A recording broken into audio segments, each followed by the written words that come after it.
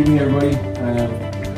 Second time I've got a chance to speak to Supporters Club. I suppose we're 5 months in now, so it's been like a midterm report. In French, the word I use for something like this is mi fig mi raisin, which is half a fig, half a raisin, which kind of means some good, some bad. I think that sums up, I suppose, my feelings on where we're at the moment in terms of the progress we've made. So the good parts are, I think we've started to develop a style of play and an attacking brand of rugby. I think when we have our best players on the field, we can go toe to toe with anybody. I think we saw that September, October. We've 5 guys named for the Welsh squad for November. But obviously being hit by such a heavy injury list has probably affected our ability to play winning rugby, attacking rugby. And also I think it's probably shown up some deficiencies in our squad depth. I've been incredibly happy with how the recruitment campaign has gone. I think the players we have spoken really positively about the environment we're creating in the Dragons, and that the Rugby World network is very small. The Welsh, professional rugby players network is even smaller. And when Ross Moriarty was sitting across the table, or Richard Hibbard, or Roger Williams, or Josh Lewis, or Jordan Williams, they had done their research and they knew that the Dragons environment was changing. So that was really important in terms of getting those players to commit their future, because they all had options. They're good clubs as it is, but they want to come to the Dragons and help, I suppose, build this region and make us a successful side. So we've also got a chance to develop a lot of youngsters. We've given 8 teenagers who debut in pro rugby, which is a hell of a lot in one season. We have a good crop of young talent. There's a number of them picked for the Wales in their 20s today, which is another positive step. But what we need to do is put people around them. We don't want to be, sending Tane Basham to Scarlets with a team that's the average age 22. It's not a fair reflection on them. They need some mentors. They need some people who are going to guide them through the process of playing their first, 5th, 10th game at regional level, because it is a big step up. But the game time they're getting this year will definitely serve them and us well next year when we start to put a bit more quality and a bit more depth around that squad. Next week for the Anglo-Welsh Cup, we're starting to get a few bodies back, like Zane Kirshner, Harrison Keddy, etc. coming back. Ollie Griffith's only a couple of weeks away. Tyler Morgan's only a couple of weeks away. Leon Brown's back in training, and we'll hopefully see him over the next couple of weeks. So there is light at the end of the tunnel, and we see February, March, April as a huge chance to get real quality back on the field, get playing the type of rugby we want to play, and get winning again, and just put this nightmare December, January behind us and kick on and make sure that how we operate day to day, how we look after our players in terms of their physical conditioning, how we look after their recovery, how we look after their medical care, the type of players we keep, the type of players we sign, are able to be more robust and play more, and not spend not have as high of injury list. So that's a brief rundown from me. I'll pass you on to David now, and then obviously we look forward to your questions. Evening, everyone. First of all, obviously, welcome and thank you for coming along and for your support actually all this season and for the last seasons, because I think for me coming in new, the first thing that struck me is the passion there is for the club and the region. I guess that's not that as much of a surprise to me, being relatively local, but nevertheless to see that after the sort of years of, I would describe it quite a barren spell for the region, to say the least, says a lot about, I think, the level of interest in rugby there is in the region and how much it matters to the area. So I think thanks for that. I think in terms of the way I've got a much easier job than Bernard in many ways, because the thing that I guess that surprised me coming from business is just about the short-termism in sport. So Bernard's under pressure week to week to talk about results and how we've done every given Saturday. But I guess my job's much easier because I'm thinking, what does this look like in 3 and 5 and 10 years' time? And actually, that's what I care about the most, because if I think about why I'm involved and what we're trying to build here, we're trying to build a region that actually can be not just successful in one season off the back of, say, some benevolent investment, but actually can create its own investment, stand on its own feet, invest in its own model, create its own success, and create a succession that actually, when we're all sat here in 5 and 10 and 15 years' time, we see the decisions that we made today set that up for the coming years. So I'm very much looking at it through the lens of what does this look like in a year and in 2 years and 3 years, and what support does Bernard and the team need in order to get that point. I think that's my job. I think from a rugby perspective, obviously I'm just a supporter like you. So I definitely don't delude myself in that perspective. My job here is to create money in order to create a successful and help Bernard invest in the players on the pitch. I think that's my job. So I think I would mention this as well. I have to say I think we're very fortunate to have Bernard leading the club on the pitch. I think the culture he's created. If I look, I've watched the club over the last years. I was here for the Ospreys game with Dan Bigger whacking the ball in the halfway line.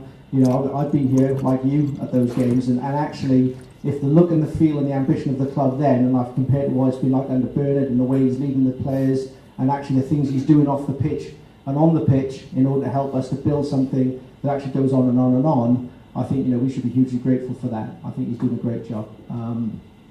So yeah, I'm excited about it. I think there's a ton we can do, obviously. I think results currently, to me, not the most important thing. I know absolutely we're in sport and we want to win, of course we are. I'm not going to say we're not. I'm probably a pretty competitive dude myself, for those of you who know me. But nevertheless, it's about making sure that actually we create something and build something that goes on to be better and better over time, not just one given Saturday. One for David. You mentioned about your business models and going forward, you're looking at the future. Yeah. What ideas have you got for the cabbage patch and further up? I saw comments you made in the Argus, which I think were fabulous ideas, if you can bring revenue into the club rather than sell off and just get one hit on a developer. But can you let us know any of your ideas or any of your plans, or is it too early to say? No, I can give you some colour. So, we're talking to all the relevant stakeholders in the region. That includes the City Council. I was up at the Newport City Summit today, talking to our plans a little bit with the people in the room, as well as obviously the leader of the council and the CEO of the council. So now I can give you some colour. Look, we're not going to sell the cabbage patch. I'm going to be just about the stupidest thing this club could ever do, right? Because if you wanted to have a hit for a year or two, and the playing budget, sell a cabbage patch, have 1 or 2 good seasons, and in 3 years' time, you'd be looking around going, what's happened to this club? It's dead. So that would be just about the stupidest thing we could ever do. So I'd like to think we're not that, so we're not going to do that. But what we can do is this. We have an unbelievable, I think from a regional perspective, even maybe in the UK, there's not many rugby clubs sit on top of an opportunity that we sit on top of. We're in a city centre of a major city that's well connected, has a huge rugby supporter base, and we have a ton of land, more than 4 acres, that sits on our doorstep. And currently, I came on a Friday night, a couple of Fridays ago. It was so depressing. It was just, everything was switched off. So from a business perspective, I stood there and thought, oh my God, this is just a huge opportunity. So what does that look like? I think we're going to have to invest millions. We'll have to raise that capital as a board, but we definitely have the ambition and aspiration to do it. And I think what it looks like, if it doesn't look like this in 3-5 years' time, we've failed at something, right? And we should be open about that, because what it needs to look like is the old clubhouse needs to be some kind of leisure facility, could be a hotel, could be a restaurant, could be both. I think we probably need some kind of office space. Newport is very short of grade A office space. I've been told by the council there's a huge demand for more grade A office space. The post office, I think, is going to be that by the station, but there's demand for a lot more, so we can create some office space. And the great thing about those assets is we'll own them as a club, and then we can rent them, or we can have a room, and all the revenues and profits that come from it, we can then reinvest the club on the pitch. And if you think about legacy, that'll be here in 20 years' time. So if you think about then the club being able to compete, and when I say compete, I don't mean win the European Cup every year, right? Because if someone's spending 10, 12 million a year on salaries, I don't think that fixes that. But it definitely means we can be probably the best region in Wales and very competitive on the pitch. And if we have a good youth policy, who knows where we can go. And then I also think about the community, because coupled with the office, I walk across the bridge when I come and I see a lot of homeless people, often young. So I think about a club and our community. That's our community. What can we do about that? Can we have some kind of facilities that we actually use that to engage and support some kids who've got fallen down the wrong path, to help them get back on track, and maybe use sport as a backdrop for that. So there's lots of things we as a region I think should be doing in 3-5 years that we're not, which will involve the cabbage patch significantly. Have you come under any pressure from the Welsh Rugby Union to try and bring XL players back, because they've got this XL department now with Paul Turner's involved with, and a couple of the guys from Bristol that you brought on board, I think one got a couple of caps and the other one was close. So have you come under any pressure on that basis? In fairness, I have to, I promise, I swear on my kid's life, I got no pressure from the union about anything in terms of rugby decisions.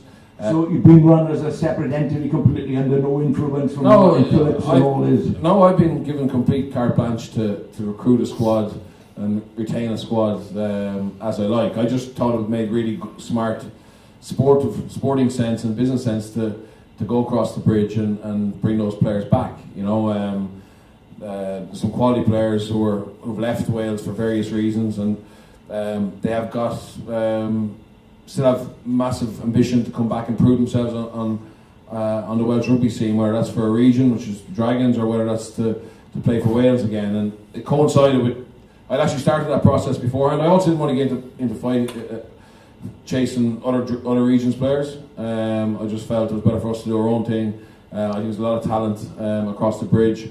There are players who fitted into how we want to build our playing style, also culturally how we want to operate. Did a lot of research on them, and when I met them, I never signed a player without meeting them, at least once. But there was a lot of ongoing meetings with these players, and we got them across the line. So no, it hasn't been anything. It's been my choice to go and get the likes of Ross Moriarty, etc. And there's been no pressure in terms of, as I said, any rugby matters from the union. It's been a joy to work for and just get on our job. Is it going to be more advertising at the Valleys for the Dragons? I know they're going to play Edinburgh and Vale, which I think is a great idea. Put one out there, but and more advertising. Well, I'm pleased to tell you there already is now, right? So we've just done a deal with Torvine Borough Council, so the leisure centre in Cwmbran and Pontypool will now have our branding permanently placed at those leisure centres, as well as those two places will also have tickets, be selling our match tickets. That's something I think the guys we secured very recently, this last week or so. I also think about communities, the schools that we operate with through Mike's Age. You know, there's no reason why those schools shouldn't have our branding on them. You know, we're doing community work with them, we're engaging them, we're supporting them. You know, if I go to other parts of the UK and you watch the rugby level of branding, then it should absolutely be there. So the answer is yes. But that's not just us paying for advertising. That should be, the region should be proud to have our brand up. So that whether it's Torvine Borough Council, which I'm really grateful for their support, because they're the first ones who've stepped forward and actually done this. And it becomes a nice case study for the other, Blaen or Gwent, or whoever it might be. But you know, we'll definitely go to people, but people need to also lean in. As a disabled supporter, and Christian, who's sat next to me, and Carl, we obviously season tickets here as well. I was just wondering if there are any. We've had some discussions with Mark as well. I was just wondering if there are any kind of plans to improve those kind of facilities around Rodney Parade. I mean, I love Rodney Parade, but if you look at it, I'm fully aware also that we're dealing with an older ground and older facilities. But if you look at our facilities in comparison to other regions and other clubs nationwide, then we are probably a fair way back. So I was just wondering if there's any plans for that to be addressed. Yeah, there is. So one of the things that we talked about with Steve Phillips and the WIU was part of the study we did when we actually took the club over, if you like, was we had a ground study.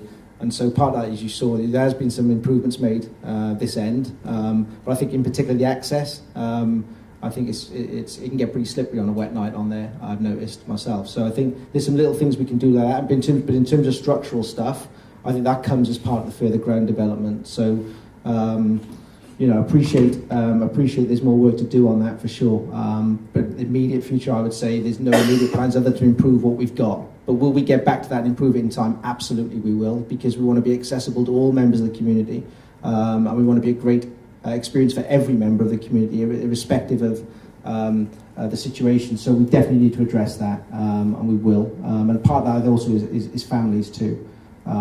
Because there's no way you're going to stand in that area right on a wet night in Newport. So yeah, we need to do some stuff around that for sure.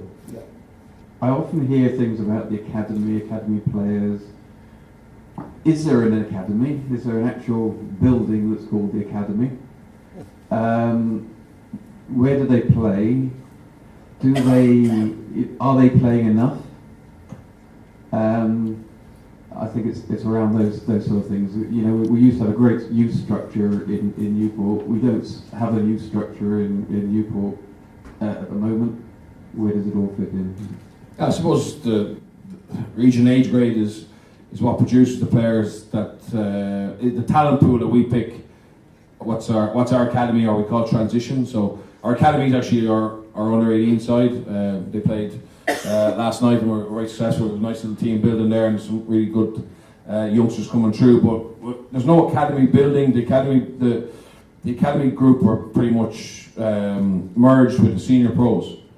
Because we have a small squad, we effectively need them on a day-to-day basis, and we've needed them a lot of Saturdays this season as well. So effectively, we have an academy department which is run by, headed up by James Chaperon. He's got Matt O'Brien, who plays out half for Newport, joined us recently as academy head coach, and then he has TRT Thomas, who doubles up between doing a breakdown for the senior team and also doing forwards for the transition players, and a guy called Barry Maddox, who's ex-England Sevens and coached the academy in Bath. So, but as I said, because we've had so many people, we've had 26 people in the injured group, and to have 30 players on the field, we've pretty much, this season, they've pretty much worked exclusively with us.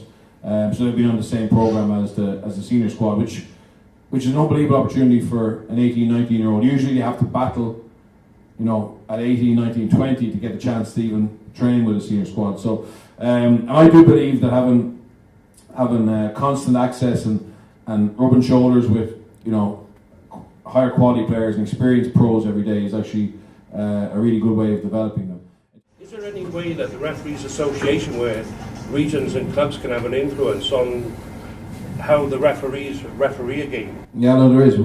We send a pretty detailed report every Monday morning based on areas of the game that we had concerns with the officiating, and unfortunately, consistently this year we've been right in terms of, we only send the stuff that's black and white, but there's been a lot of poor decisions against us, and that's been admitted by Greg Garner, who's the head of Pro 14 referees. To such an extent, he's been up to the Astamana, twice to sit down, because I haven't seen any change in that, and it reached a crisis point over Christmas, and he accepted it's not good enough. And he's a really good guy, and he's on it. And he pulls the referees up pretty hard, but at the moment, for whatever reason, is there, and it's maybe a legacy issue that we just need to change referees' perception. We probably need to be whiter than white, and we need to give a better picture. And they need to know that coming here and having consistently poor performances isn't acceptable either, and you have to be accountable for that. But for what some of the games that I've seen, the linesman is there to help and support the referee. But it's like if the linesman's frightened to say anything to the referee and say, look, they are offside, you should.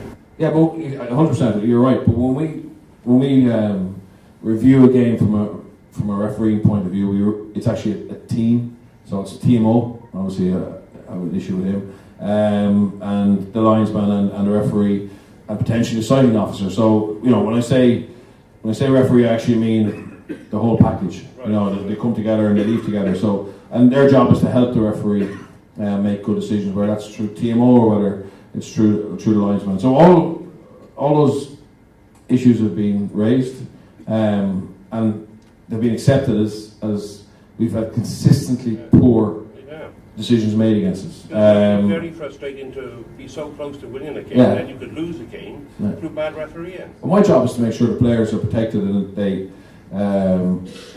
I challenge that. I challenge underperformance by officials.